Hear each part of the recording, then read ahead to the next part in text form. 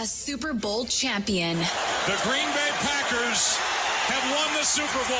The Packers' all-time leading scorer. A game winner for Mason Crosby. It's time for the Mason Crosby Show with Mitch Nellis on the Wisconsin Sports Radio Network, powered by the Potawatomi Sportsbook and on the free Odyssey app.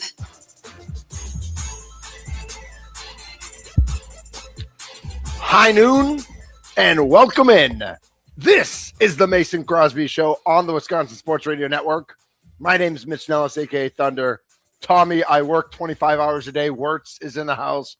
And Mason Crosby, I work 2 hours a day, but it feels like 25 hours a day because Miss Molly is on the injured list. Breaking news, 10-day IL. Molly Crosby is down for the count. Tennis reached up and got her. Mason, how are you, and how's the update on Molly? I wish it was a 10-day IL. I think we're looking a lot longer than that. Yeah, so. Oh, no. Torn hamstring off the bone, which I did not know could happen playing drills and tennis. But, yeah, she's going to have surgery. She's just explosive. That's what no. That's what it means. Explosive power. So 3 to 6 months, I think. Ooh. And, yeah, I mean, God. immobile for 8 weeks. So once that surgery on a scale happens, of 1 to 5 million, how mad is she? She's a million mad. It's a deep one. Yeah. But I just don't know how. Yeah, I don't know how we're gonna function. I don't know how to process it. I've seen and been around a lot of injuries, but I'm like, I don't know if I actually remember anyone tearing their hamstring off their bone.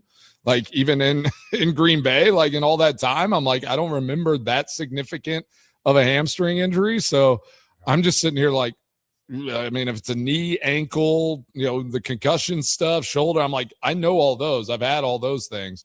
This hamstring deal is a whole different animal. So I will say yesterday I got off pretty scot-free with the Brewer game as well. So I came into work at like 11 and I had a haircut appointment at 3. Gig for you. I was out.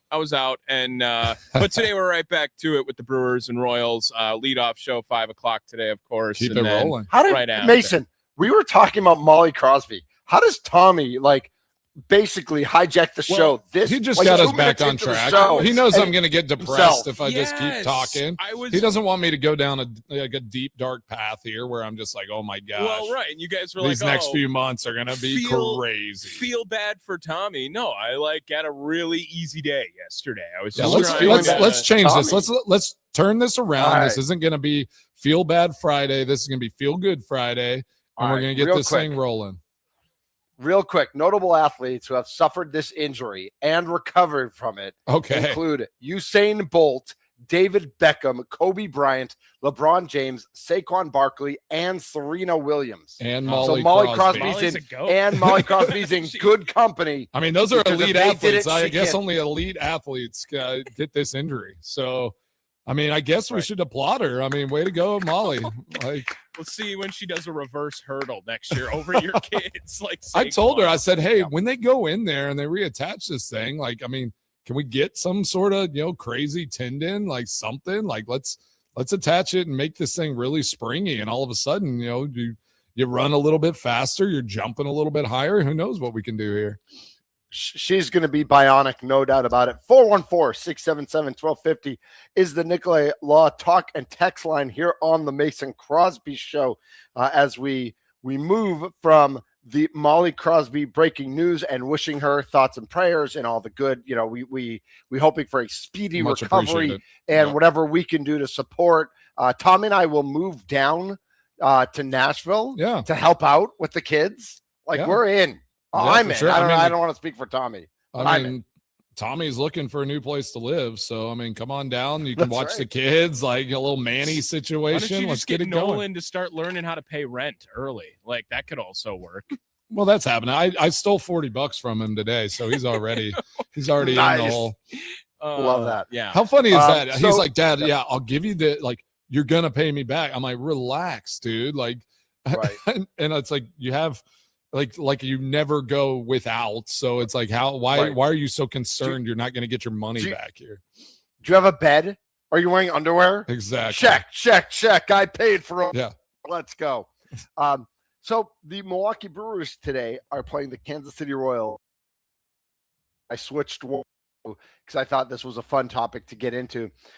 Brewers Royals today at 6:40, and it is exclusively on Apple TV. And I know we've talked about this over the last couple of years, but this is the first time it's hitting us as Brewers fans this year. Of course, opening night this year, the San Francisco Giants, New York Yankees played only on Netflix, so you had to have Netflix if you want to watch this one. And so we were just wondering, like, do you have Apple TV?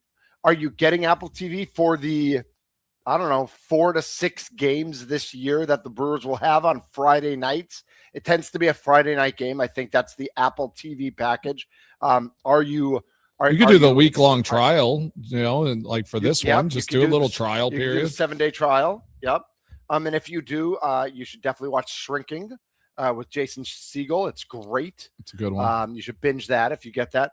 But are you, knowing what's going on with Brewers TV, and I'm still a little confused why I can't watch Brewers games if I'm a Spectrum subscriber and I have the Brewers channel. I still don't understand why I can't watch Brewers games out of market.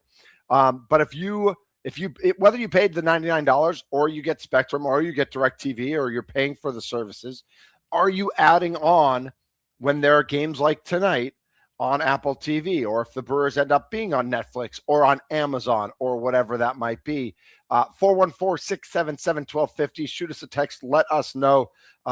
Mason, I don't know. Do you guys have all the streaming things, or do you guys kind of yes. We've weaned ourselves off before, and then it all kind of climbs back in, and it's this type of situation. It's like, okay, I want to watch this one thing, and then you kind of get back in, and all of a sudden, and you're hooked, and you're back into the streaming system. So yeah, I'm curious how many people have just gone and bought the subscription for one a one-off event, and then kept that subscription in perpetuity, right? It's all right, now I'm fully locked in. I scroll through trying to find shows that I think I want to watch, and then you end up watching something, you're like, well, I just wasted an hour and a half of my life that with something that didn't really serve a purpose. But I think that we do have Apple TV, so I'll be able to tune in. But I'm curious to know who's gonna go on tonight and just subscribe to Apple TV and then forget to unsubscribe in a week and be charged for a year, and now you're looped in. And are you okay with that? Are most people okay with that? Right. Tommy, are you okay with that? Mitch, I mean, I hate all of the streaming stuff. In a way, but I also appreciate being able to just anywhere I am, pop it up on my phone, do whatever. And it's kind of a cool world we live in. I just saw an email today, Netflix, be prepared for a price bump here in the next month or so. And it's shocking. Yeah. What are we supposed to do with that? You got to just kind of stay on top of it. Do you reset and then do another week-long? Can you just do week-long free trials over and over again? Do they offer that? No, you cannot, Mason Crosby. All right. You cannot.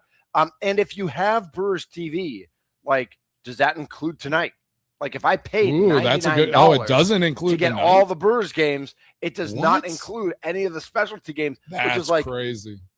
So I'm paying $99 plus you expect me to pay for all the other apps because MLB is too greedy. The Brewers are too greedy to make this available to everyone. Is it the Brewers are too greedy in that way, or Major League Baseball? Yeah, this is a Major League Baseball situation. If they're going to it's Major League Baseball, but the Brewers are part of it. Well, the Brewers are part of it in the fact of they're complicit in all of this. Well, they didn't announce a channel until the day of opening day morning. That was let's see how many people we can get to spend $100 before this happens. That's right? true. That is also greed. 100% That's a good is point. how it is. Now, again, last year I ended up buying the Apple TV because I ended up bundling extra I think I talked storage. you into that one because there was some good Ted things Lasso. on there. So Ted Lasso. Ted Lasso. The Studio was the one. The Studio. I was one. you have to Good watch one. the Studio. Yes. So I watched the What's Studio. her name? That was a great show. Is Jennifer Aniston in that? No, that's Seth Who am I Rogen. thinking of?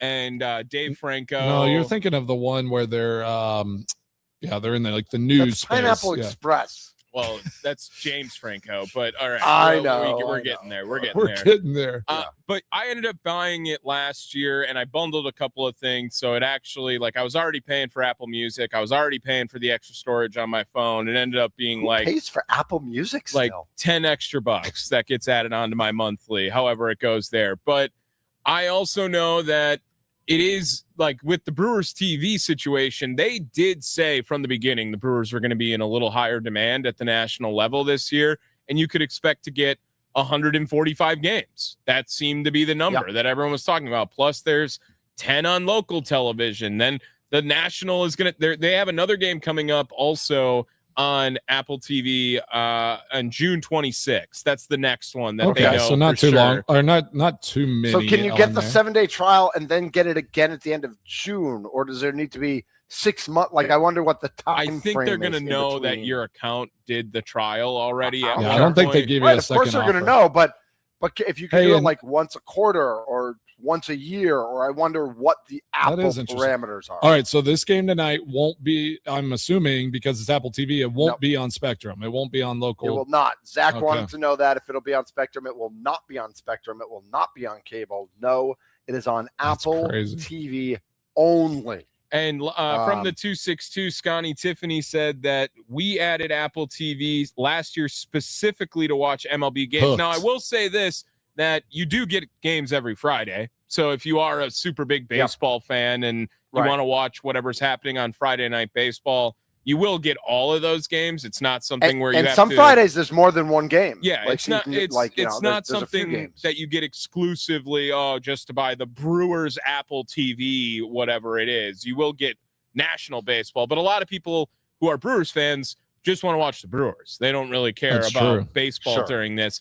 I thought about it, and I just wondered. There always is this big fuss about Brewers games and watching every single Brewers game when streaming service pops up. I mean, how many people would pay $500 a year to watch every Packers game? I would easily pay. I mean, if I was just a fan as opposed to where my workplace is, I would easily pay $500 a year to watch every single Packers game. Easily. If they sort singled them out where it wasn't NFL Network or the Red Zone. It's you had to pick a specific team. If teams were subject to the same deal where they had to be in charge of their distribution packages, they are, that's why you got all 17 games. You get all 17 games. All 17 games for $500. I would do that easily. I mean, it's not even close. To watch every Packers game, 100%. I would have to do it. That's interesting. What is everyone else saying? Listeners, 414-677-1250, Nicolay Law Fan Talking text line, or go to YouTube. We're getting some comments there. Go to Twitter. Tell us, would you, Tommy says he'd pay $500 for Packers TV if that was the option and you were somewhere else and you got Packers stuff nonstop for $500 for a whole year? Because would there be more would it be streaming? Say, they have almost their own network where they do more things, or is it just the games? I'm thinking just the games like Brewers TV is. So you'd pay $500 for just the games. Yeah, I think a lot of Packers fans would. If that now no one's rooting, no one's rooting for that by any means. I'm just saying that if that became something, we're talking about naming rights for Lambeau Field. I think a Packers TV is more likely to happen. Well, why haven't they done that? They have every right to do that. They could do a Packers TV network. Can't you do it's because some local affiliate. Well, no, you can't take the games. Not the games. I'm just saying they just partner with local affiliates instead of doing their own network, right? Where they could the Packers could create their own TV network within the state now? And well, I think so. Not to stream the games. I'm now? just talking about for content and things like that. Right. I've always been surprised they don't exist. Do that. Right. I mean, Cheesehead TV exists. We'll talk to Andy Herman about Pack-A-Day Radio. If they could take all those podcasts but then the Packers are hiring those people, or the manpower to run a TV station, I don't think is worth what I don't know, but you wouldn't have the rights to the games. Well, they obviously because the NFL nationally owns all those. Like, well, they don't have they don't have any money up there either. Which we discussed yesterday. They need to find ways to stay competitive in this marketplace. So I'm just thinking. But how much would you pay if the Packers were on? If you could buy all 17 games and the Packers weren't available any other way? I actually think I think the bars in Wisconsin would love that because I think they'd all become millionaires overnight. Yeah. Right. She said, everybody's going out to the bars to watch time to find a bar that shows the game every week. Yeah. Yep. Well, and it's interesting with those. So the bar I like to go to in Cudahy, we had asked about this when. Oh wait, you're from Cudahy? Yeah. I didn't know. There was they used to. I'm not gonna get them in trouble, but they didn't have Amazon Prime, right? And you have to pay your subscription when you are a business on Amazon Prime based on the maximum capacity in your bar. Yep, it's per seat. That's always been the way. I mean, that goes back to WWE pay-per-views 20 years ago. Yeah. Like, that's always been the way it's been. But I still think, before you were born, Tommy. I think there would be a lot less bars that do that way or the proper way to go through it, and there would be more workarounds. I think you'd be surprised. I think they'd pay covers. But I also think, listen, Tommy, you pay the $500, and every week all your buddies are coming to your house. They all chip in $50, and you're done. Yeah. Also I think that sense. Also there you go. Is would happen way more. How much is are you NFL getting Network already, or not NFL Network? The Red Sunday Zone channel? ticket, Sunday ticket, or Sunday ticket? I don't even know. Isn't it like $800 for the season? You get every single game. That's a dumb investment unless you're really a big fan of your team and you're out of market and you need to see your team. Otherwise, you have the Red Zone channel. 414-677-1250 is the Nicolay Law Talk and text line. Are you getting Apple TV tonight? Are you willing, if the NFL went to a pay-per-view model? And it's interesting we talk about this because obviously wrestling and boxing were way ahead of the game in terms of pay-per-view. And I don't know. I can't remember the last time. I guess MMA now has big matches in a way that boxing doesn't anymore. But wrestling doesn't do this anymore. We're talking about, are you subscribing? Well, WrestleMania is coming up in 2 weeks. And I think it's on ESPN Plus Premium, whatever it is. But it was on WWE, had its own network for a while. Then they canceled, they ended that. They went to Peacock, and it was on Peacock for a while. Now Monday Night Raw is on Netflix. Friday Night SmackDown's still on cable TV. The premium events are on ESPN Premium. So they're in the same boat where it's like you have to have all these different things to watch all the content. It almost is surprising if you think about it for the NFL and Packers. Like some of these teams, I get maybe they're like, okay, some of these markets we won't see any real revenue. So it's like it's better to bundle it together. But I'm like, if it was like you had a $50 per game, like you're almost buying a game ticket, I don't know, like would that make them more? But the TV deals that they do with all these groups, the advertising, all of that, I think it's so much that they're just like to deal with like the one-off subscription stuff or whatever just seems like a headache, right? And like accounting and all that, it's like we'll just take the $10 billion that the TV and these streaming deals want to give us, and we'll move on. All right, guys, I got to read this text because this is wild. 414 writes in, 414-677-1250. Nope, I have never paid for television. That includes cable, dish, and streaming. And I have no intentions on ever paying for it. If I miss it, I miss it. Like, literally never had cable in America in 2026. I think you got to be in like the 0.4% of the population that has never had cable, never had anything. Stay strong. So if you're in the Milwaukee keep that area, flip phone too. Like you probably got a flip phone going. I love it. You get 4, 6, 10, 12, 18, 24, and 58. And that's it. That is wild, man. I love that. That is unbelievable. Like I can't fathom. And like maybe we'd be better off if we lived in a world where, I remember growing up and like I had my UHF and my VHF channels, and that was it. And we actually, Mason, I don't know if you remember this, Tommy, this is before your time. you used to be able to subscribe to HBO only. Yeah. Like HBO was a standalone that you would subscribe to just HBO. It wasn't like, I mean, you could get it through cable, or you could just, like, my dad had he had all the normal, he had all NBC and ABC, and he had HBO, and it was like we had a little box on the TV, and we'd have to hit the button, and it would be HBO and just HBO, not cable or anything. That's amazing. Yeah, like when they're little wild. HBO, you know, like they've done the same thing forever, right? And like you know, like before the movie starts, stuff, they come up, and you're like, all right, it's time. It was like you got chills when you heard that music. I know. This is the Mason Crosby Show. We're on the Wisconsin Sports Radio Network, 414-677-1250. We're going to keep this conversation going. Are you getting Apple TV? How much would you pay if the NFL went to you get all 17 games, you get them in your house, but you have to pay for them? Are you paying $100 a year? Are you paying $500 a year? Are you saying, no, I won't pay $500 a year, but I'll split it with my family, or I'm going to the bar? Or like, you know, and is that like, will the NFL find some way to make it illegal to show at bars? So all sorts of interesting conversations. Illegal. When you go to the pay per model, there's all like what's the Potawatomi Sportsbook going to do?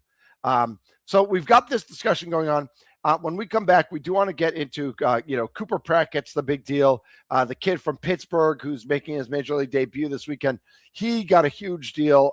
Their shortstop, Connor. And do you think that the Brewers went to Bryce and Jesus and Luis first and made them the offer, and they all said no, or Fisher also, and then Pratt was like the next guy in line? Or do they see something in Pratt that they thought they could get him for less than the other guys? I have questions, to steal a line from Trevor Thomas. I have questions. Tommy's going to answer all my questions because he's our Brewers specialist. I mean, he's got his stuff on. He's looking swaggy in that Brewers jersey, and I love that. He really hat. is. I wore a Packers hat in one of the post games, and you would have thought that I was wearing like I was supporting Chicago, like a communist nation. No, it wasn't even like that. Yeah. Well, the NFL is a little communist when it comes to the freewheeling capitalism of baseball. All right, we just say the line. All right, let's take a break. He's Tommy Warts. He's Mason Crosby. I'm Mitch Nellis. We are the Mason Crosby Show.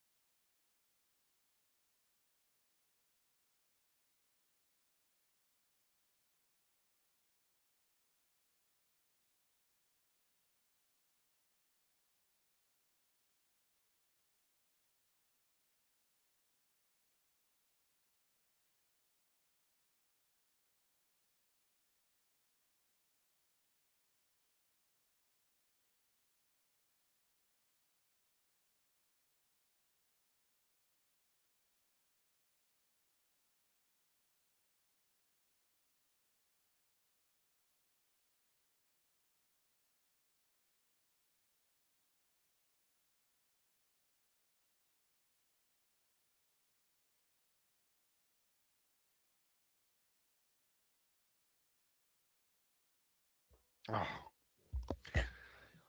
It is 4:50 somewhere. If you know, you know. This is the Mason Crosby Show. I'm Mitch Nellis. He's Tommy Wirtz.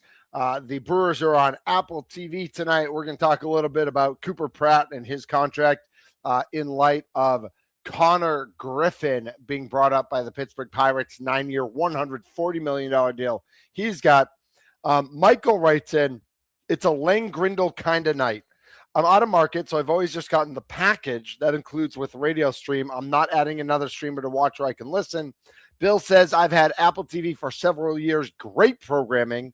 And our very own B. Snizzle, Brandon Snide from 9 to noon, says 7-day free trial. And I want. I think Brandon just have a reminder to cancel that. Did he not do that also last year? Again, he might have, but I bet you can do it once a year. I think we need to keep in touch with Brandon about what he's going to do in June because he does some Locked on Brewers podcasting as well, where he actually has to watch the game. Mason, one of the things that Tommy and I were talking about during the break is, so let's say you have to pay $500 to see the Packers. Yep. That comes down to about $30 a game. Would you pay $30 per game to watch the game? And I think what I'm trying to say is, like, there's some games I would, but there's also some games I'm going to a buddy's house, or some games I'm going to the bar. And I think if I could pay $30 per game, I'd probably end up paying for 4 or 5 games a year. I think the NFL would say, no, you have to pay $500 up front for the whole season. I don't think they'd say, oh, you can pay per game, because I think they'd make a lot less money if you ended up doing that. Yeah, here's this is just like what we talked about with Tommy's girls ticket situation, parking ticket.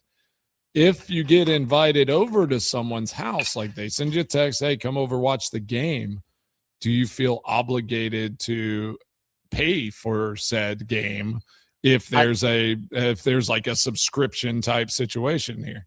Or like Tommy, where he said originally, hey, if you get a ticket, I'll pay it. I think the friend makes it clear, hey, $5 a head. Or we'll see how many people are here. You know, if there's 10 of us, you all chip in $3. I mean, I don't know if you want to chip in $3 or like bring over a 6-pack, or like bring over a snack. I think, that's make it right. Yeah, that's already like a generally accepted idea, though. When you get invited over to someone's house, like, don't come empty-handed. Yeah, Mason's bringing a bottle of wine, right? Yes, he is. I'm bringing over some beers or some chips or whatever. Like, you're not bringing beer or chips. You're bringing carrots. Oh my gosh, I was about to say carrots and celery. Okay, all right. Maybe some cool dip that you've made that's calorie free. A handful of meat in your hand. God, there you go. I got Tommy's meat. bringing over cookies like a year ago today, and now it's like, oh, Tommy's bringing over a veggie tray. Own it, bro. You've lost 243 pounds. Own it. I've not lost just that much own weight, it, bro. But I'm just we're proud of you. I'm just saying that's already a generally accepted thing that I think most people do on a daily basis. Let's make fun of Tommy for being healthy. But that's if it's exactly. We're just jealous, make fun, same thing. Every topic is just derailed. No, but I will say that, yeah. Like, so you're okay. You have to pay a little. Say the subscription thing happens for Packers games. You're paying a little bit more, but everybody's already paying, TV stuff, things like that. Like, I feel like if you invite people over to a game, you expect them to bring, drinks or snack or something like that. Like, I don't know. Yeah. Like, I wouldn't be like, hey, give me $5 for the subscription. It's like you kind of pay it for. Although Mace, like in high school, when we would get boxing matches, young, then you're paying $5 a head. For sure. Mike writes in, I love this. Mike writes in, hell no. I will watch the Bucks until I'm pissed off enough to put my foot through the TV. Then I will watch Hallmark Channel to calm me down. There it is. Perfect. I love it. Hallmark Channel does not calm me down. Don't get me started on Hallmark Christmas movies. Gosh, well, you need some more wine. 414-677-1250 is the Nicolay Law Talk and text line. Keep letting us know, are you getting Apple TV for tonight? And the Brewers play again in June. The other game tonight, by the way, is Braves and Diamondbacks. So that's a later game, but that will also be on Apple TV tonight. Last week, the Brewers signed Cooper Pratt to an 8-year deal. And today, last night, I think Pittsburgh announced that they are bringing up super prospect Connor Griffin, future shortstop star, 9-year, $104 million deal that they into. The Cooper Pratt thing was a little interesting, not because it was Cooper Pratt, but like with Jesus Day, with Fisher, with Pena, with some of the other names that we've talked about with the Brewers, Tommy, like they're like Cooper Pratt's not, I mean, yeah, he's a big prospect, but we're more excited about some of these other guys. You would think that that Connor Griffin is more in line with like Amade or Pena. Like it's like those are the top prospects. I would, yeah. And it's so and I know, Mitch, you kind of alluded to this. You thought that maybe they tried with those guys and they weren't willing to go in at the number that the Brewers were offering. Well, so this is what's happening. Major League Baseball teams are trying to get as many deals done before this new CBA as they can possibly get done, because any one of those deals are going to more than likely be grandfathered in after a CBA. And I don't know if they won't go against the salary cap or will have a minimal impact against the salary cap. But this is, a lot of people also looking at the model the Brewers started, right? The Brewers were the ones that signed Jackson Chourio before he played a Major League Baseball game. They're I hate the number when people will say it's the highest amount of money without playing a Major League game, because are we just going to forget about Yamamoto's and Otani's that come over from over? I understand it's a different game where they weren't in the system, but I mean, Yamamoto signed a $340 million deal and never pitched in Major League Baseball before. That should count as never played a Major League game for the highest contract. It should. Except that he's played in a much higher level league of baseball than Double-A baseball. Okay, maybe, but it's still professional baseball. No, not maybe. He's played professional baseball. So at has a Cooper much Pratt. higher level. At a much higher level. I will. At a much higher level. I'm not saying that the Biloxi Shuckers could go beat the MPB champions over in Japan. Right. I mean, they'd go 17 and 140 in a 162 game season. But they are. So we congratulate them for their 17 wins. It's an assumption. It's not the same. It's not the same level. Regardless, it's not the same level. Jackson Chourio. We've seen it from Japanese player who's come over.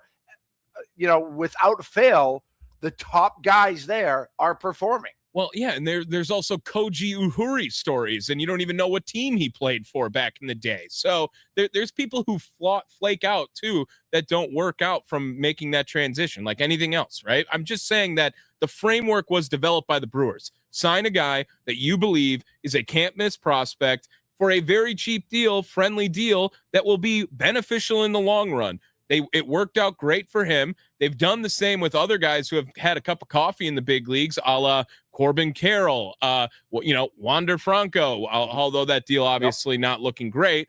And then other ones that have but come not up, because of his baseball skill. Right. It was just other stuff that have come up, and the Brewers started this wave. Now, if you can do the same thing where a guy like super prospect Connor Griffin is coming up, who's going to be a teenager playing in Major League Baseball, why not try to lock, if he's your best shortstop in the system, which everyone all agrees in Pittsburgh that he is, start his service clock, pay him a little more up front than you would. You'll probably beat that arbitration number if he's as good as you think he is, and you'll buy out a couple years of free agency so you can get him to be a part of the organization as long as possible, all while not having to make some crazy deal that'll count for a salary cap number and affect your team in the long run trying to get something done. The Brewers are the team that started this framework, and the Cooper Pratt deal looks even more friendly than what Jackson Chourio did, and the Brewers are going to be shelling out, $7 million a year, isn't it? $6.5 million a year with Cooper Pratt. The other thing is he's not been playing for AAA. Like, he's been out of the lineup. I don't know if that's because he's got to get a physical done or if it's because he's going to be called up eventually at some point here now that they have bought a contract for him. That's way more interesting to this situation to me, is now what happens to Cooper Pratt, because Jackson Chourio, when he signed the deal, was on the Major League roster immediately after that. Cooper Pratt is not. They're saying yet. it's likely due to him finalizing the paperwork. I think that's a great point to point out, that Tommy, that they want to make sure they're protecting their investment. I got a question for you guys. Do you think that, and I know he's AAA and Made's AA and Pena is A+ or AA. Do you think the fact that Cooper Pratt is 6'4", 210 and Made's 6'1" and Pena's 5'11", do you think there's a physical attribute to this at all? No, I think that it means height and size in baseball is maybe the most irrelevant part of the game. I agree, but that's I do think there's strength when your body is more developed. Sure, but there's something in to a that. sport like football. Mason Crosby can be way more terrified of Julius Peppers because of the freak athlete that he is built as. There's no threat on the field, on the diamond, and in a sense, from a giant player. I will say, look at Aaron Judge and Otani, some of these big guys. I'm at the plate and all that. That's they're definitely more intimidating, but there's no threat of violence there. Right? Exactly. Right. So, but I do think a 6'4" guy at shortstop and the range that he can have is significant, right? Well, right. And that makes sense because that's why Jose Altuve plays second base, right? He's 5'6". Yeah, and exactly. That's the best place for him to play. But as far as physical, genetic attributes that someone plays, baseball, it is the most irrelevant part of the game compared to any other sport. Basketball being taller helps, right? Unless you're a pitcher. I do think there are certain spots for pitchers where they want them to be big and they long arms. There are tall, physical stats that they're looking for, right? But that at least translates to, does Jacob Mizorowski throw 2 miles an hour faster because he's 6'7" instead of if he was 6'3"? Probably. Maybe, probably. And if he does, that's a big difference. And hey, did I see that? Is that today? Is that Mizorowski and Vaughn's birthday today? It is. Yes. National Mizorowski Day. Is that what I heard? Yeah. He's not pitching and Vaughn's not playing, so it kind of loses luster, right? But it can always be. They can go get hammered together. It can always be National Miz Day. We can do whatever we want with it. Yeah, keep pitching the way you are, true. And then we'll do that. Yeah. 414-677-1250. Are you on board with the Cooper Pratt deal? And does it make you scratch your head at all about Made and Pena? And knowing that Pratt is one level, he's AAA level, Made's AA level. Is Pena AA right now? Pena's at high A+. He's at Wisconsin. He's at high A, okay. Yeah, him and Fisher are at Wisconsin. Man, we got to get up there, Tommy. Yeah, I know that because they're not going to be there very long. Fisher, especially. No, they're not. Yeah. And Fisher's another guy. I wonder, and it's not like the Brewers can sign all these guys to 8 or 9 year contracts. I wonder. I just wish I was a fly on the wall about how they decided Pratt.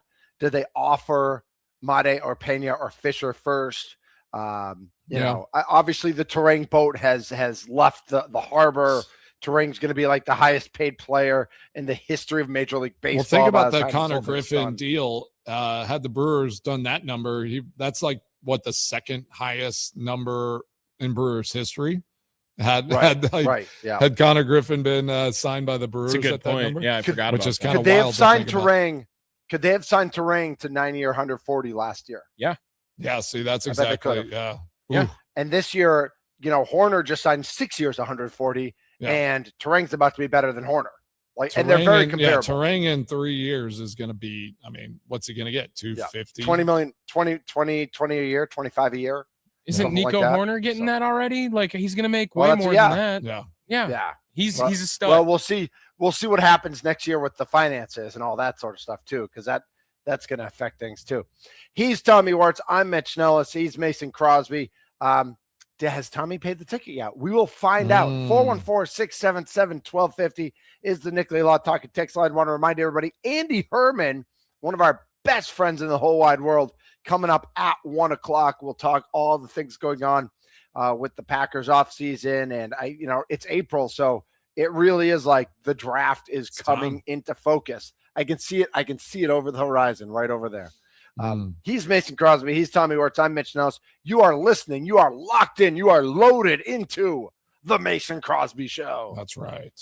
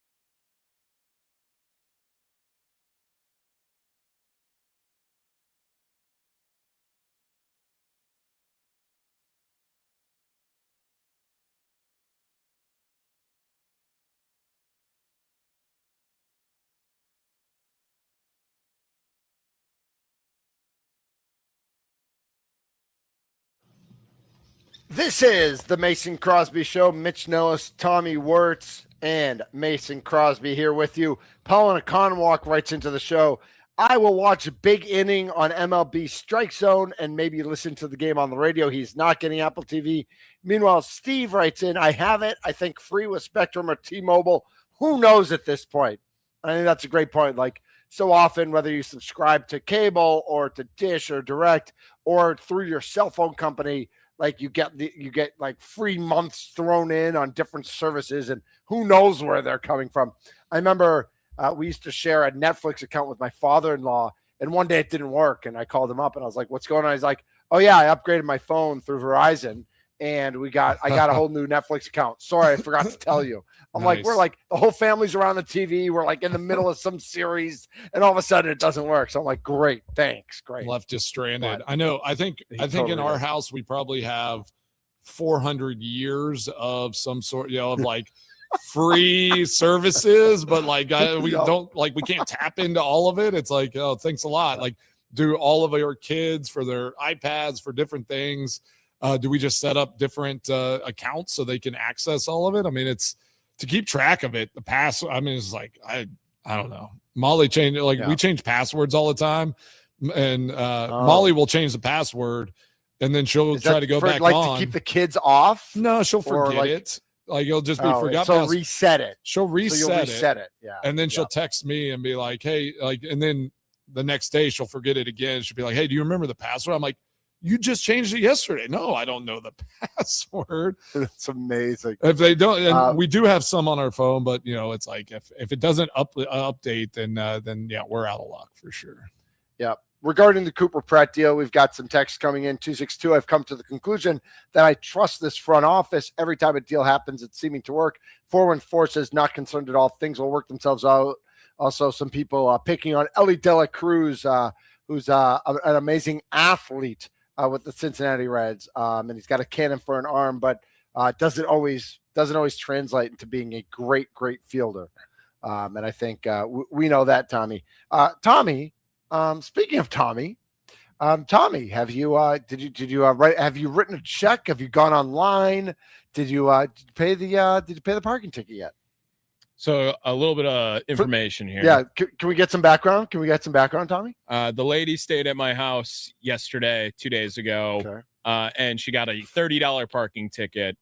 And I thought you were going to say she got another ticket. No, she got a $30 parking. This is the same one. She got a $30 parking ticket. Gotcha. And I had asked yesterday who pays the parking ticket, just because I was curious as where your brains would go. Me and Mason were both on the Tommy pay the parking ticket. Mitch was like, well, you think that the person who drives is responsible for their car. I will say that Mitch Nellis brought up a point of Tommy's not going to pay that parking ticket right away if Tommy gets the parking ticket. But I paid it yesterday. Smart. Just get it over with. Just rip that because it was not my parking ticket specifically. If it was me who got the parking ticket, 0% chance I don't get through at least one of those late windows. 0%. I still have a parking ticket. I have a parking ticket in like the trunk of my car right now from like a month ago that I'm like, I should just pay this. Yeah, and you didn't. But it was actually more concerning when I went online and all I had to do was click maybe 3 boxes and I paid it because my card is already in on my computer and my login is already in over here. Like it was that easy where virtually anyone could have just went and paid this parking ticket as long as they had my computer. This is why Molly Crosby's changing her passwords every other day. Because of situations like this, right, Mace? Exactly. Well, yeah, I paid the parking ticket. I paid the $30. Feels like it was well worth it. And again, I would not have paid it as soon as I paid it if it was my parking ticket, but because it was someone else's parking ticket who got it at my house, I paid the parking ticket so that it wouldn't affect that person getting the I respect that. So I was telling my brother about this story yesterday, and he was like, "Oh man, I got a similar one, a little more, like quite a bit more extreme." I guess he parked at his girlfriend's house and he got towed, and to the tune of $300 something. Yeah, that sucks. And they I think split that number, right? So I mean, That's fair. Which I thought was a Yeah. fair. I would not fair pay a $300 tow. I wouldn't have done that. Would you have split it? It's crazy the outro music's playing already. Yeah. Nice. I love it. Our best friend, Andy Herman, Pack a Day podcast, coming up next right here. He's Tommy Wirtz. I'm Mitch Nellis. Mason Crosby is all about dad season right now. I am. This is Super the Mason dad. Crosby Show.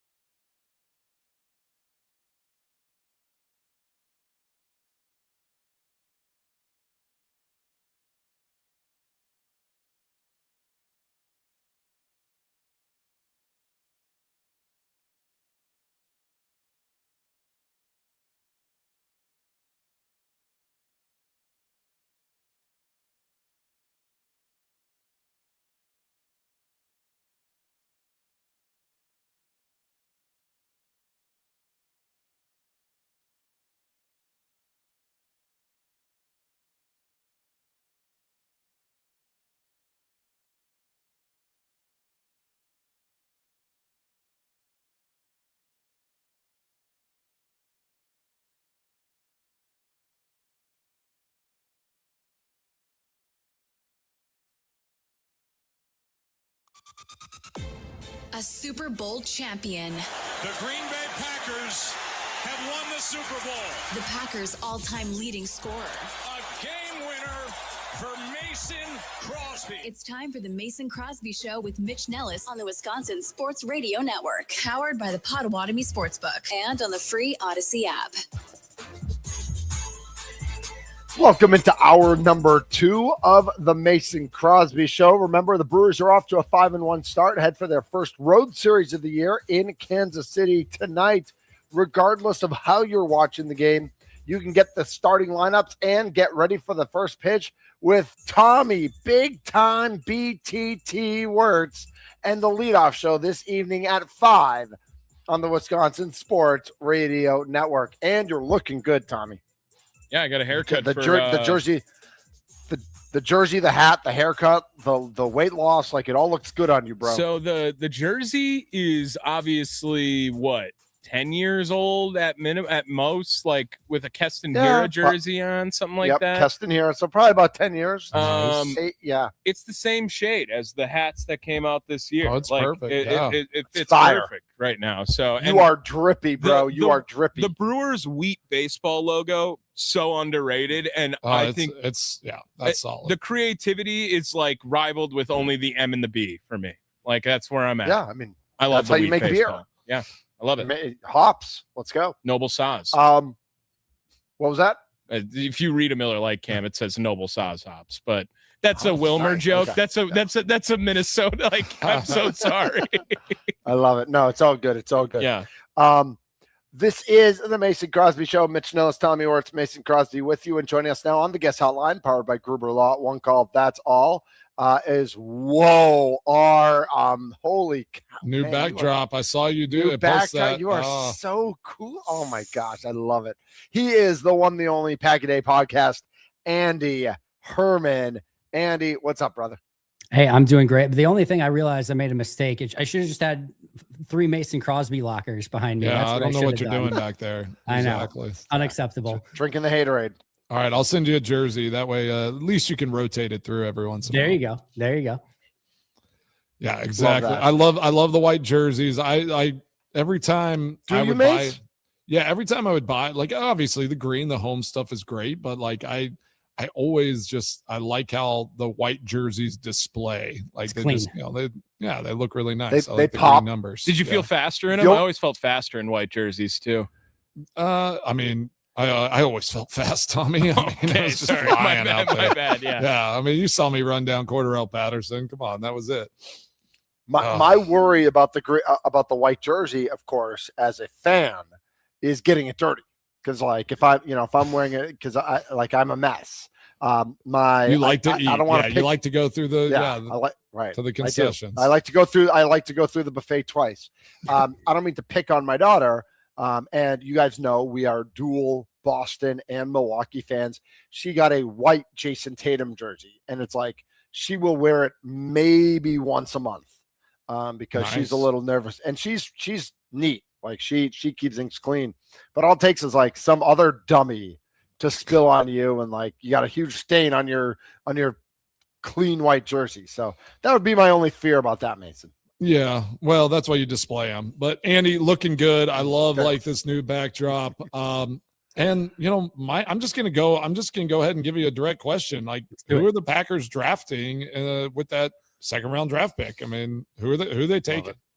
Yeah, I mean, we only have to eliminate 51 possibilities before getting there, right? So it's really funny. I know that's why I'm asking you. That's what you do. You know, if they're picking in the top like 15 or something, I can be like, all right, here's like it's going to be one of these 3 guys usually, right? If it's like in the 20s or something, you can be like, all right, here's like 6 to 8 guys, and I'm pretty sure it's going to be one of these. You get to pick 52. I mean, like somebody you think is going to be there at 52 ends up going like pick 24. Somebody that you think is, for sure not going to be in play ends up going pick 50 or 52. It's just such a hard thing to do. I think the positions that people are on are probably the right ones. I just went through the defensive tackles. I think there's some really fun defensive tackles that could potentially be available.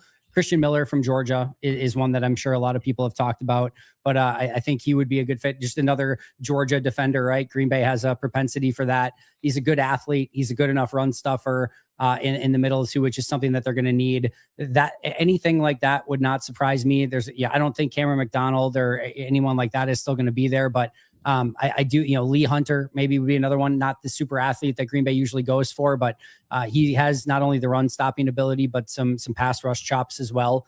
So defensive tackle would not surprise me. Corner is going to be another very interesting conversation there.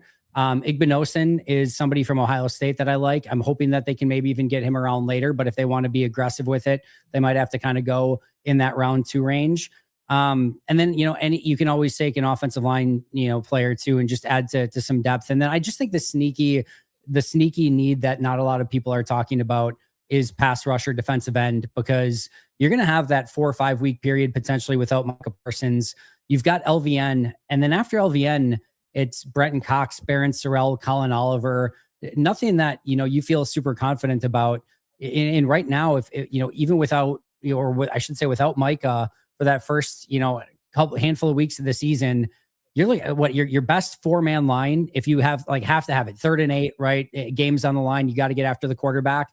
But you going LVN, Javon Hargrave, Devontae Wyatt, and something, I guess Barron Sorrell or Brenton Cox, maybe. It doesn't exactly strike the fear of God into anybody. I think most offenses in the league are going to be like, we can protect with our 5 guys and feel like we're going to be in a pretty good situation. Now, Micah solves a lot of that once he comes back, but you'd still like some depth. And that's if, by the way, Hargrave, Wyatt, and LVN are all healthy to start the year. If all of a sudden one of those guys are out, man, you could be in a really big pickle. So I'm certainly looking at those 4 positions as kind of the key ones to target. Okay. Yeah. And definitely on, tracking with you there. I've seen reports of Packers maybe looking to kick the tires with like a Cam Jordan type player and maybe go get another established veteran defensive tackle. Do you like the thought of that?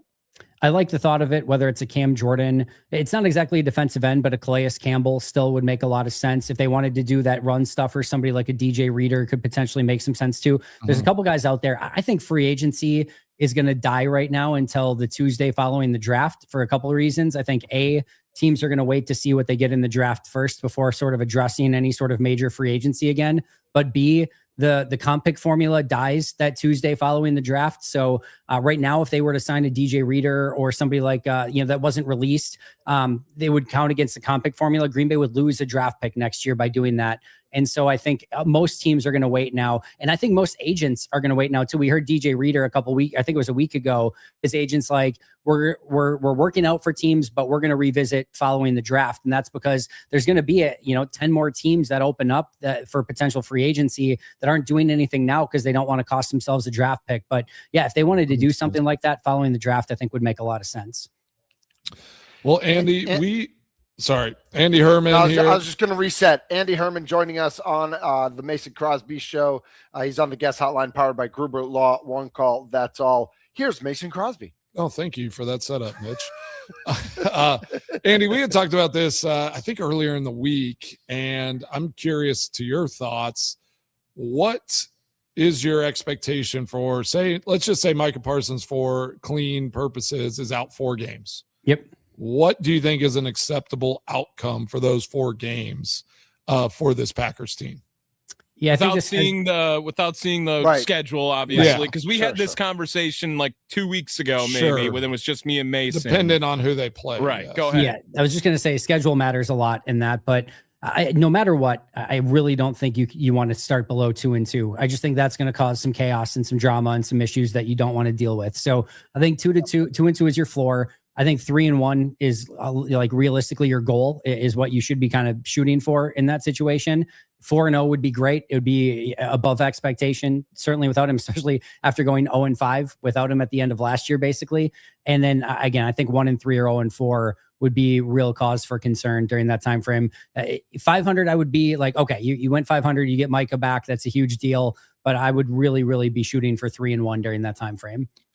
Do you think more pressure's on Jonathan Gannon or at the top with Matt LaFleur to have success without Micah Parsons, with how the season ended last year? LaFleur for sure. You just lost 5 games in a row. You choked away the game in Chicago in the regular season. You choked away the game in Chicago in the postseason. You just got a brand new contract.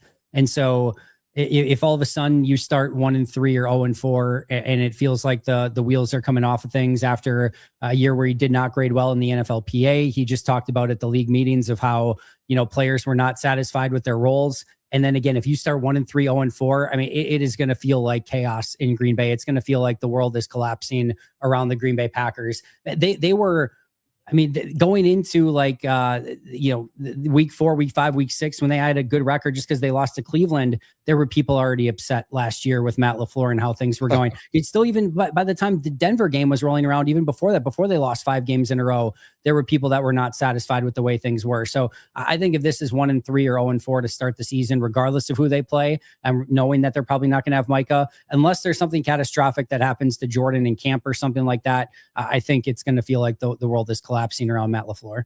Andy, I wanted to ask you, we had this conversation again a couple of days ago, maybe it was yesterday, but we had talked about Ed Policy basically saying that Matt LaFleur was not coaching for his job in that Chicago series, but Chicago game in the postseason.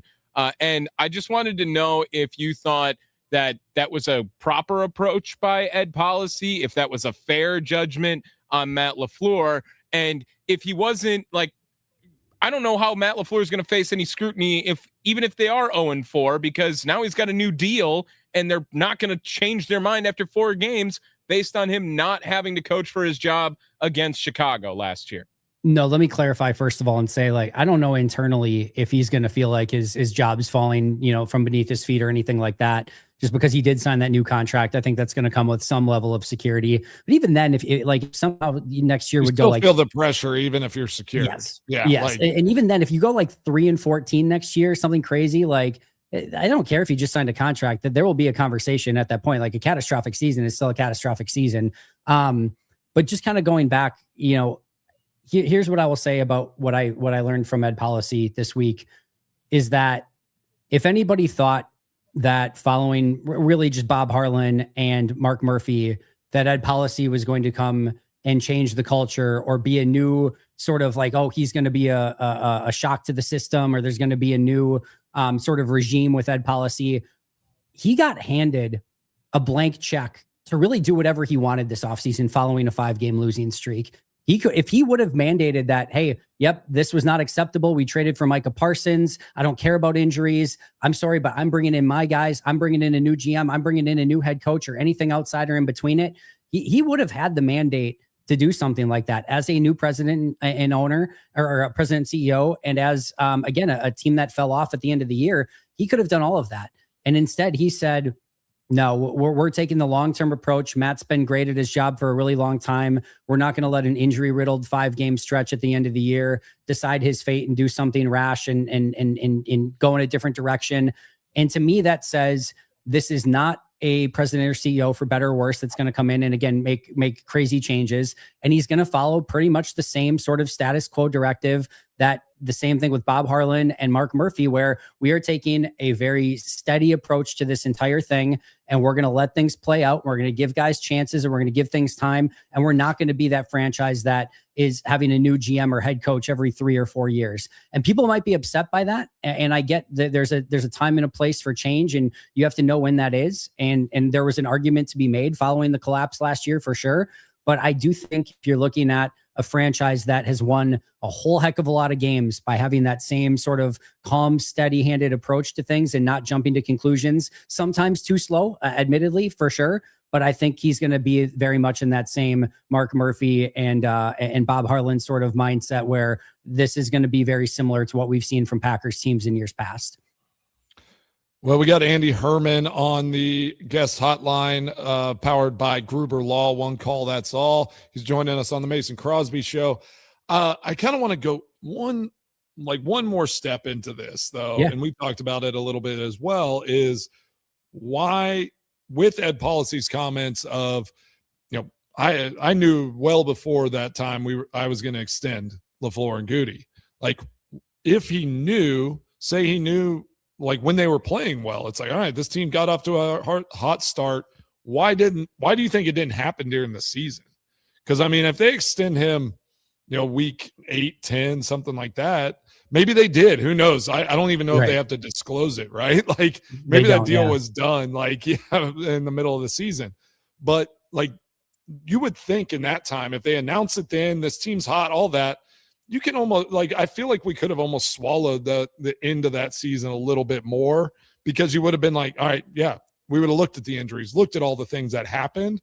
Instead, it was like, is this the coach, right? Yeah. So I wonder why they waited to when they did after the season and after that collapse, if they had a plan and were prepared to already extend both of them.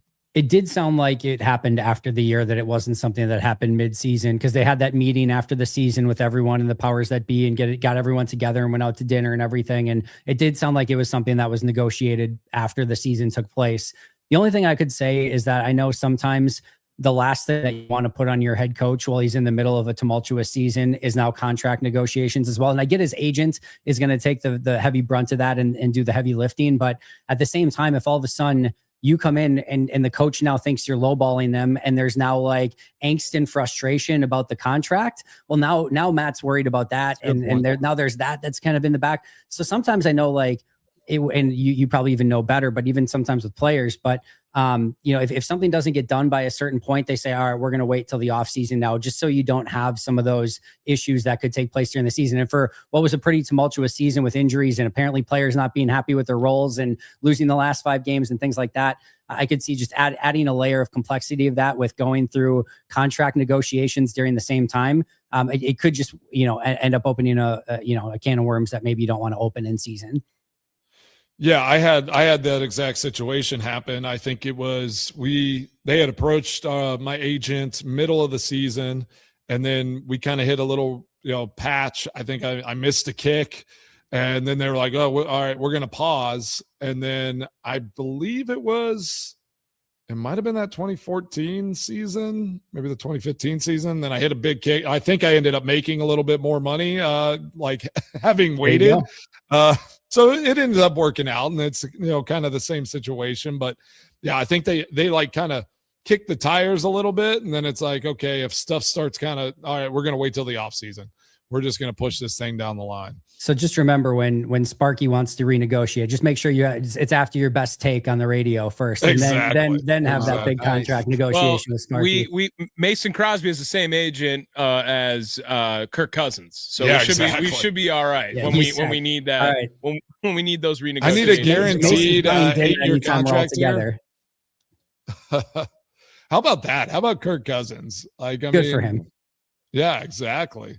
So that deal, he's got $20 million guaranteed. Is that this year? And then does he still have another 10 next year? Is that what? No, it's going to be $20 million total that he's getting paid this year. Okay. It's like 8.7 or something like that is already paid from Atlanta. And then there's like 1.3 million that the Raiders are going to pay this year. And then he gets another automatic 10 million next year, basically when that contract voids. So the contract is set up so that there's probably not going to be a next year. There's a baked in team option with it. But yeah, what it's ultimately going to be is a 1 year that Kirk gets $20 million, but it's 8.3 from the Raiders, something like that. And then like 1.7 from the Cardinals this year, and then 10 or from the Raiders this year, and then 10 from the Raiders next year. So are the Packers going to just rock with Desmond Ridder as the backup next year, Andy? Is that your plan then? Because Kirk was an option to be in Green Bay to be a guy to back up Jordan Love for a season.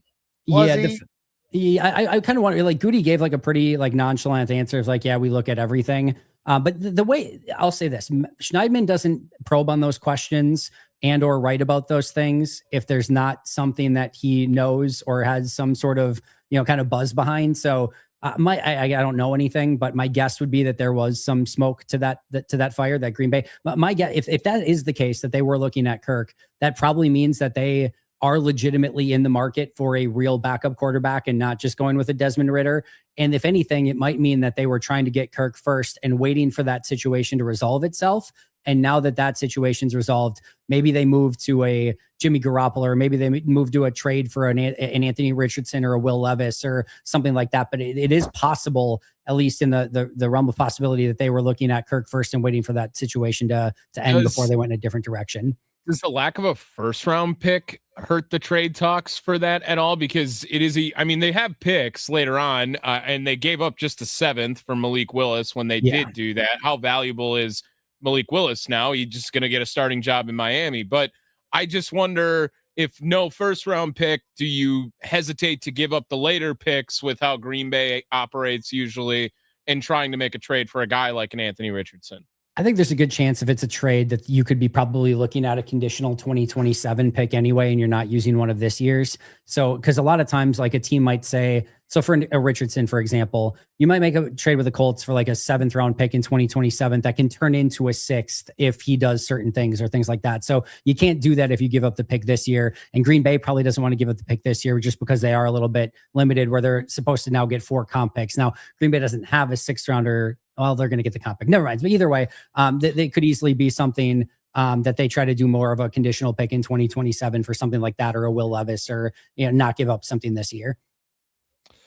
Yeah, I kind of want to go something we talked about because we always talk ball. I love your breakdown of players and kind of scouting mindset, but kind of going back to maybe some Ed policy stuff, talking about like the finance of the Green Bay Packers. Like, you made that comment and we were a little perplexed. We're just like, okay, so what does that exactly mean? Like, we need to find ways to stay financially competitive in the NFL. Like, yep. Do you see that as like a real thing? Like, what does that mean to you? Yeah, I do. And I think there's some good news and there's some bad news. So, what he's talking about is you're seeing all these teams that are selling like small majority portions of their team to like private equity firms, and they're getting like billions of dollars for it. And so as the cost of operating an NFL team continues to go up and the salary cap continues to go up exponentially and things like that, the costs of operating an organization theoretically could go to a point where it makes it very tough if you don't have those extra streams of revenue to help assist you in that. And so again, if all of a sudden, these other teams have, sell a small share in their team and get billions of dollars that they now have at their disposal to go out and use, that helps them, right? And it can help them get better coaches. It can help them get, you might say, well, there's still a salary cap. Yes, but you can borrow from future years, which Green Bay has been able to do because they are in a great situation financially. But if all of a sudden you get closer to that and that number, comes where Green Bay is just kind of breaking even and not having that, a huge windfall of cash on the back end, it makes it really tough to do a lot of those deals and give huge signing bonuses up front, things that we have taken for granted as fans for a very long time. Yeah, they've always had cash, right? Yes, exactly. So if ever you get to that point where they don't have the excess cash to do that stuff, it limits you. And at some point, if it gets so far advanced, it does become an issue where you're just like, we have to figure out ways to have enough money to actually operate the franchise. Now, I think that is a ways away. I don't think that there's any time in the very near future that is going to be a thing. And I'll actually add on top of that, where the good news comes is I think there could be a time in the nearer future where it's actually an advantage for Green Bay. As you get these investors going into team, investors don't care what your win-loss record is. Investors care what your red lines and green lines are, and if you're profitable or not. So the investors, as they get more influence on teams, might say, no, you're not paying a coach $20 million. No, we're not borrowing a bunch from future. We want costs as low as they can be. Well, because we're still going to sell out the stadium every week. We're still going to be profitable every week, but we need to contain our costs. And while Green Bay can continue to focus on winning and doing what they like to do normally, you could end up with some other situations with other teams where like, no, we want to make money. That's what our goal is. And so I do think there could be a time in the relatively near future where this actually ends up being advantageous for Green Bay. But in the long term, there is a reason why Mark Murphy and Ed Policy have said, hey, our number one goal is to keep Green Bay and the Packers in Green Bay. It is for this very reason, is because they are a very unique, structured organization, and they're going to have to be very cautious and careful with how they continue to raise money and keep money and stay financially solvable so that they can continue to do everything that they want to do. Andy Herman, the absolute best. I appreciate that breakdown. Andy, I have one more question for you before we let you go. Money matters. Huh? Yeah. One more. Money matters. It's a great segue here. Money Tommy, matters. did you ever read your text? I have a question for Andy too. Oh, you go first then. No, it's cool. No, Tommy wants to finish. Yeah, Tommy. I know. That's why closer. I texted. Tommy, the closer. I have one for him too. Do it. Mitch. Go ahead, Mitch. I know the schedule doesn't come out till mid-May. What are you hearing about a potential international game for the Packers? Yeah, just what policy said last week, that there's two that are potentially still on the table. What is it? The Saints in France, and then there's the Germany game. Yep. Lions in Germany. Right? Yeah, so both of them are options. All the other international games are either spoken for, or they the Packers don't play a road game with that team. So those would be the only two remaining. Wouldn't it be weird to play a division game? I like Saints in France. Right. I like Saints in France, but I'm a lot You got better. the Rams and the 49ers doing an international game. So that's apparently not something that, I mean, from a Packers standpoint. Australia is crazy. Yeah. From a Packers standpoint, right? If you don't have to go to Detroit and you can go to Germany instead, where that's going to be at least half Packers fans. Sure. Yeah. Sign me up for that. They already have the home field advantage this year, where they have 9 actual home games for sure this year, which is great. If you want to take one of those 8 away games and make it a neutral game, so then you've got 9 home games, 7 away and 1 neutral, especially if that's a division game. Sure. Fine. You put the bye after it. Hopefully it's not like a week 4 thing. Not to have to go to Detroit and play in that dungeon would be, that's a win Detroit's every year. The worst. Yeah. Absolutely. Makes sense. So yeah, sure. Go for it. Andy, how long have you been with your wife now, Andy? 20 years? Oh boy, here we go. So 20. Oh God, this you better remember quick. 27 years is how long we've been. Wow. 26 years. 26 years is when we started dating. Okay, so but you're married 20, right? Because I think it's 2019, 18, like with how this works around in the rotation. It'll be 20 next year. It'll be 20. So it's 19 this year. Okay, all right, perfect. Have you ever paid a parking ticket for her? She is smart enough to have never had a parking ticket. Wow. First of all, in Green Bay, there's not a lot of parking. We're not in Milwaukee here, right? So we're not exactly a metropolis, especially here in Sabisky, Wisconsin. We don't have many parking issues to deal with. I ended up with a crap ton of parking tickets. Snowplow issues. If you park on the road in a snowstorm, you got to make sure you move. Exactly. So yeah, I don't think she's had one. I've had plenty, of course, because I'm an idiot. If a lady stays at your house the next day, there's a $30 parking ticket. Who pays the parking ticket? Oh, for sure. I'll take care of the ticket. Yeah. All right. Just making sure. I mean, and now Andy hasn't been in that position for 27 years. So it's $30 which is because these are the situations I would have been in, and I would have taken care of it. So once you get one person who shows any interest, you just hold on like grim death, because you never know if that's ever going to happen again. So that's exactly what I did. The first time anyone showed any interest, I'm just like, that's the one. This is never going to happen again. So nice. Gotta be smart. Worth $30. Worth $30. Okay. Andy, thank you so much for jumping on. We'll definitely catch up with you as we get closer to the draft. Have an awesome weekend, and we'll talk to you soon, my friend. Can't wait. Thanks so much, guys. I appreciate it. Andy Herman, the absolute best here, Pack-A-Day podcast on the Mason Crosby Show. I'm Mitch Nellis. He's Tommy Wirtz. Mason is here as well. What type of fun and frivolity do we have for you between now and the end of the show? You'll just have to stay tuned and find out. This is the Mason Crosby Show. Oh, yeah.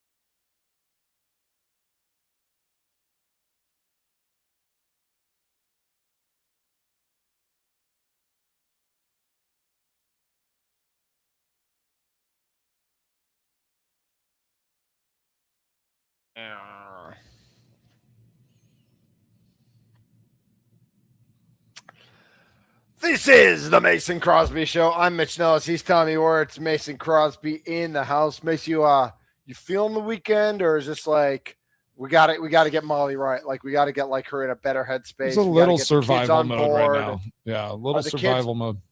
Who's going to help the most, and who's going to be the biggest impediment to the changes that are going to take place? The answer's Mason for both. Oh no, I mean I'm gonna be carrying. Yeah, I'm locked in. I'm carrying the load. I'm good at stepping up in these situations, but no, I think all the kids are going to be good. They've all, whenever she did this, they were making her, they made her breakfast. They're like they step in. They're all good at helping out. But yeah, we're just going to be juggling things. It's going to be, more of it is she'll get all the plans in place. Likely, she can get on that computer. She can get us going where we need to go, and then it's just drivers, people. Like, how do we get to where we need to be? But yeah, the kids are good. It's Easter weekend coming up. Yeah. I don't know if whoever's celebrating out there, or I guess remembering and having this weekend, and so we're getting all that stuff ready to roll, and just a little behind the eight ball. There's been a lot that we've been dealing, so it's like got to get all that going here.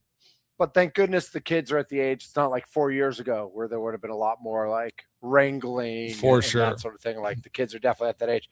All right. Well, you mentioned it's Easter weekend.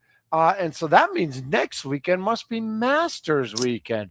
I know you're already like looking forward to it. Yes. I'm guessing a lot of our more casual fans are like, oh wait, Masters is next week. I should start paying attention, Monday, Tuesday, Wednesday, as things get started on Thursday. We got word today or last night that Phil's dropping out. There's a family situation going on with him. Obviously, Tiger's not playing in it. Does it affect? I mean, you're hardcore, so you're all in. But what is the effect that no Phil, no Tiger when it comes to the Masters? Yeah, I mean, unfortunately, Phil going to live and doing all the things that he did. It's kind of like, okay, well, he's kind of been off the radar and gone for a time here. Tiger's kind of in the same boat. For me, it's unfortunate because Tiger has won. He won when he probably shouldn't have. Here in more recent history, but you always wish guys and legends like that could be out there, but they're not going to go and win. So now I shift focus to Scheffler, and can Rory do something out? Like there's some big heavyweights matchups and guys that are going to go and battle it out there. And can Scheffler get this season going? That's something I'm looking at for this year at the Masters. Is can he come out, have a good round on Thursday, just keep himself within a couple strokes of the lead or be the leader, and then start stacking that and go and find his first win here at the Masters? That would for this season, that would just be awesome. There's other guys I'm always intrigued by Jordan Spieth. Can he get back to form? Because there was a time where it was he was a stud. Yeah, he was. They were saying he was going to be. He might be the next Tiger Woods. Well, he was almost a career or a season Grand Slam there. Well, and he collapsed at the Masters, right? And on hole 12, has never been the same since. I don't even know if he's got a win since that day. When he was in full position. What did he have, a 6-stroke lead during that time, and then blew it? That was an all-time Masters memory for me, because he had just come off winning 2 majors the year before. Maybe it was 3 he won majors. 3. Yeah, it would have been 3 the year before. I think he couldn't close out the PGA Championship. Yeah, I think it was in August. He was unreal coming out of TCU when he got into it. But I also find myself rooting against Jon Rahm. That's the only guy I just don't want to see win either for the next week. And I brought this up in conversation last week when I was talking about it. I was like, if I'm going to be watching golf, but it's Masters week, you're going to be like, ew, golf's on, or you're like, oh, it's the Masters. That makes sense. That's the kind of fan I am with golf, but I keep my tabs on Scotty and the big names going around. But Jon Rahm is the one guy I just don't want to see him win it. I'd rather, if Bryson wins it, okay, cool, I'm fine with that. Cam Young, whatever. It doesn't matter. Tommy. You know, ruining my whole bit. Well, he knows. I got a whole bit set up, and you're just ruining my whole knows thing. too much. Scott. He knows too much. I've got him. do. He knows too much. I pay now. attention, and I try to tell you guys, Scotty Scheffler is one of the top athletes I would want to meet before I die in my life right now. Like Mason could probably make that happen, Tommy. I don't know. We're trying. Yeah. We're trying. We're gonna get. We're trying to get him on. Let's try next week. Let's see if he's available. Yeah, Sure. that should probably work. Yeah, he could do a Monday or Tuesday. From hole 12. Let's see if Scotty can call in. Mason, quiz time for you, since Tommy decided that trivia was going to last for 2 weeks and then never do it again. Oh, I'm sorry. When you tried to do it, you did a bang-up job. I mean, at least I did it. Yeah. It was your bit, bro. Okay. All right. So looking at the odds at the Potawatomi Sportsbook, the top 5 favorites to win the Masters, 5 is actually a two-way tie. So there's 6 golfers listed.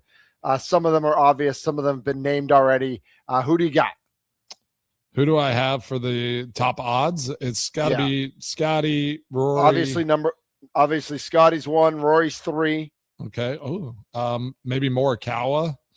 Morikawa's not top 5. Schauffele. Xander Schauffele is tied for 5. Yep. Okay. John Rahm has to be 2.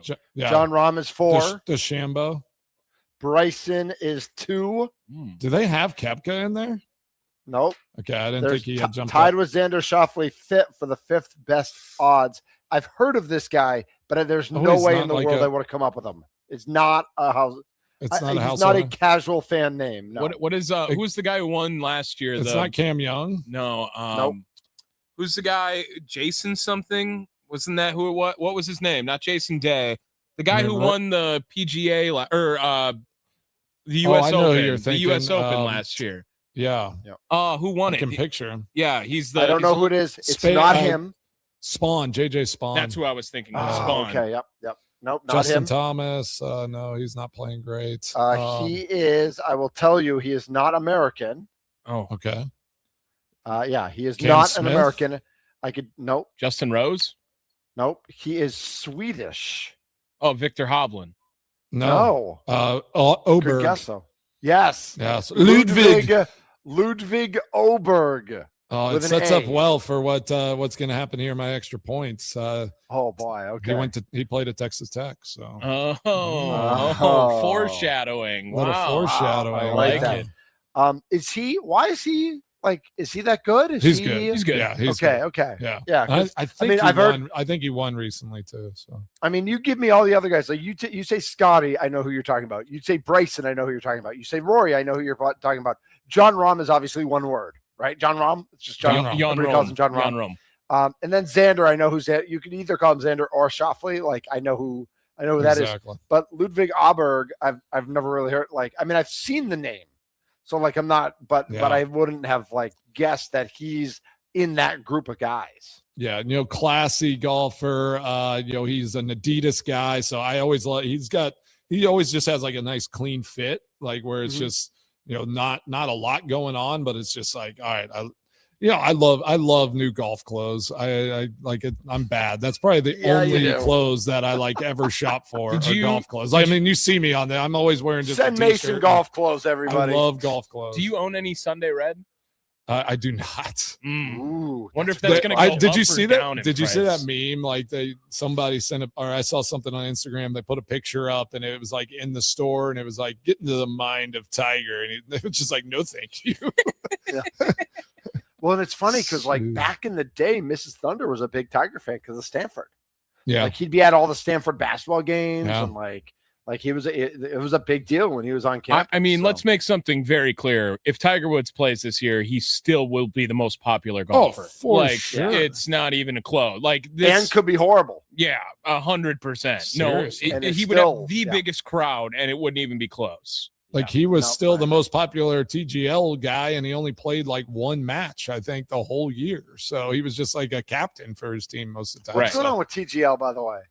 I think they just wrapped up. I think they just had the finals, and it seems like it's still really exciting, really fun. I mean, they're doing a lot of content around it. I think they've opened it up where you can have an experience and go and hit on it, at the arena. The Mason Crosby experience. Yeah, exactly. I need to go. I'd love to get out there sometime. All right, we've got Mason's Extra Points coming up. The Masters are next weekend. Easter's this weekend. Yeah, we got Mason's inside the brain of Mason Crosby. Cannot wait. He's telling me where it's on. Mitch Nellis. This is the Mason Crosby Show. Oh, yeah.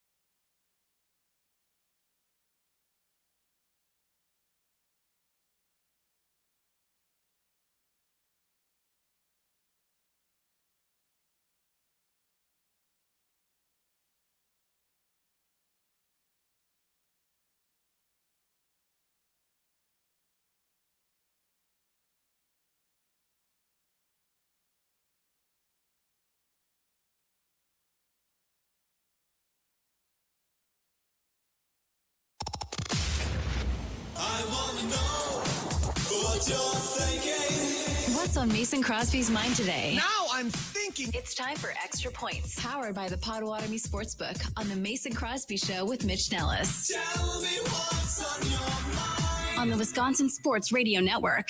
All right. It's the Mason Crosby Show. Thanks for listening. We got a special guest. Oh, baby, let's go. Sitting right next to me. Jump on YouTube, jump on Twitter. You need to see my brother, Reese Crosby, is in the house. We're kicking it with the Crosbys right here. That's what we're doing here on my Extra Points. So, all right, Reese, what is it like always having been better looking than your brother? It actually hasn't been that difficult. It's been my entire life. So it's just one of those things where, like, it just really comes incredibly natural to me. I mean, this is the good version. And then, there's Mason. He tried and he showed me how not to do it. And then I perfected it. Jeez. You have so much less gray hair, Reese. It's ridiculous. I do appreciate that. I mean, he's a lot younger than I am. What's a lot? 5 years. Oh, my God. You were way worse 5 years ago, man. It wasn't even close. I know. Well, I mean, yeah. I don't know why. Like, tell me why. You have 5 children, 4 of them are girls. I think that's a pretty big There's your answer. That is a great answer as the dad of 2 girls. Absolutely. And, hey, we didn't even talk about that, but I wasn't going to say it, so it's good he did. For sure. Reese. Okay, so my natural instinct is to talk about soccer, obviously, and we talk about. So Reese, if you didn't know, Reese played college soccer. Just a baller. We went and watched Nolan play last night. We were very critical, breaking down everything. Yeah. But talk about playing in college and playing soccer, and then your love of the sport. We were talking about fan. Like, I'm a crazy baseball fan now. Like, Brewers frustrate me, and I get really excited about them. So talk about your fandom and what team drives you nuts that way in the sports world. Well, yeah, I mean, like, played soccer forever. It's most of our first sports, I would say, like you included, and so loved it forever. Great game. And then when I was 10, a team would come over from Liverpool, England area, and they convinced me at 10. I didn't even know what this was. They're like, Liverpool is the best team to ever exist. And I was like, cool. You guys have awesome accents. I can't really understand you. You said Liverpool, and I said, thumbs up. Let's go. That's how you became a Packers fan too. More or less. That was kindergarten with my friend Jamie. We're like, hey, they're the best. Like, they went to back-to-back Super Bowls. Let's be fans of them. So I was highly influenced, like, as a child. Influenced, and I absolutely stuck with it. So. How excited are you for Man City Liverpool tomorrow? Oh, man, I know. It's 6:45 a.m. We're going to be ready to roll. We're going to be watching. I'm pretty pumped for it. So, yeah, I mean, and that's the thing. Like, I've grown up a Liverpool fan since I was 10. So, but what's really funny about me, I'm a very casual viewer. Like, I'll sit there, I'll cheer, sure. I'll, have my moments, but it's very short-lived. And then once it's over, I have like a couple minutes. I'm like, dang, I wish I would have done better. All right, I'll move on with my day. But the one that gets me the most is USA Soccer. I get, like, unbelievably animated, and, like, it's the weirdest Loses thing. So mind. I'm definitely big soccer fan in all regards though. All right. We don't have a ton of time in this segment, but Reese, we were talking about Ludwig Oberg. He's from Texas Tech. Oh yeah. Talk about watching the Masters, what you're looking forward to next week. I mean, it's always the best thing that comes around. Like, what my favorite thing is, you really never know who's going to compete for, like, the title. That's the best part, is because, like, Rory finally got it. That's great. But, like, one of my favorite years was, like, Louis Oosthuizen coming out of nowhere. No one even knew how to say his name. So, like, you don't know who's going to win it, but it's always fun. I like that. Yeah. You can't run. There's no cell phones allowed. Like, all the cups are green. The prices are low. It just feels, like, unique and preserved. So. All right. I'm going to give you got one chance to ask him a question while he's on here. If you got it, quick second, 30 seconds. I already asked why he's better looking. Yeah. All right, yeah, you already got it.